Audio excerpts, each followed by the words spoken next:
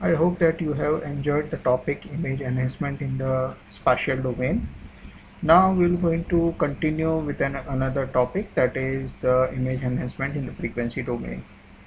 So in the last module we discussed in detail like what can be the meaning of the image enhancement and also how it can be achieved in the spatial domain.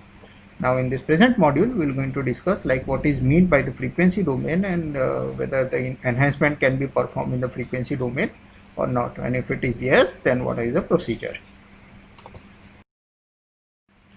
So by the end we reach the end of this chapter, you would understand these few points.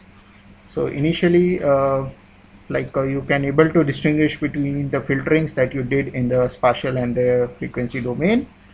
Then you may able to understand the origin, the mechanics of the fast Fourier transform via FFT, and you are going to see how you can use it effectively for the purpose of image processing.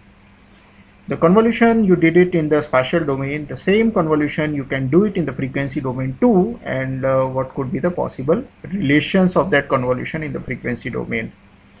Also you will get familiar with the two special kind of filtering, which we call it as an unsharp masking as well as the homomorphic filtering.